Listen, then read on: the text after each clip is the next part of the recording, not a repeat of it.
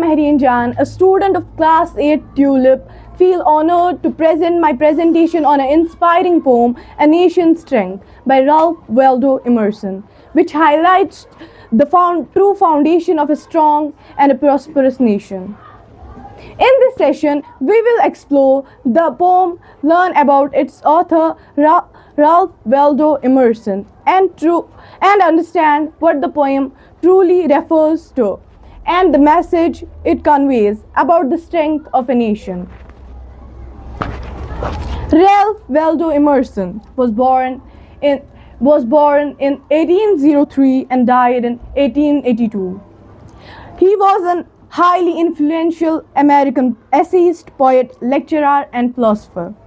For him, the true idea of knowledge and spiritual understanding arise from the personal institution and the deep, harmonious connection with the nature rather than reliance on established tradition or institution. I will recite the verses of the poem. What makes a nation pillar high and its foundation strong? What make it mighty to defy the foes that around his throng? Here Ralph Waldo Emerson wonders, what make a nation's pillar high? And what make it to against its enemies? Here poet uses poetic device called rhetorical question, where poet asks questions not for answer, but to make us think. He also uses metaphor and alliteration. It's not gold, it's not kingdoms grand.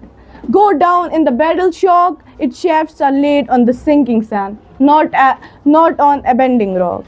Here Emerson uses image as a metaphor, saying that wealth and power alone doesn't keep a nation's pillar high.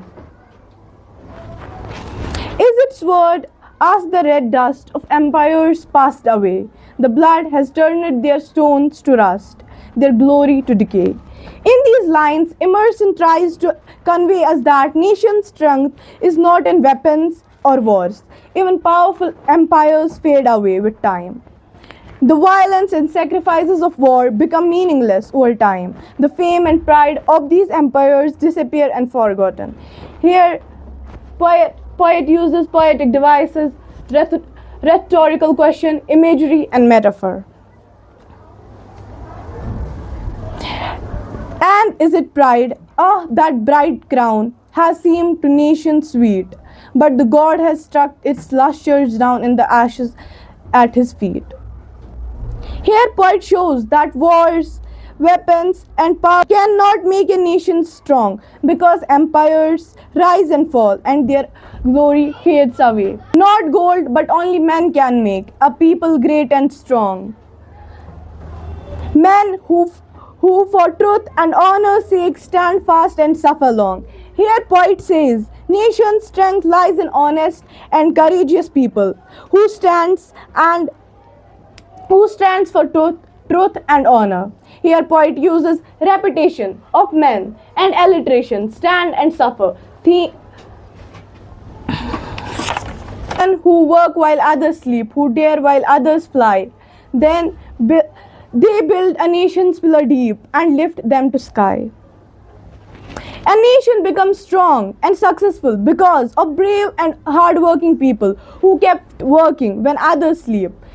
Here poet uses poetic devices, contrast. Here he contrasts work with sleep, metaphor, and imagery. In conclusion, the poem A Nation's Strength by Ralph Waldo Emerson teaches us that nation's true strength doesn't lie in wealth, pride, power, but in the character of its people, who build a strong, lasting society through their values and courage. Thank you.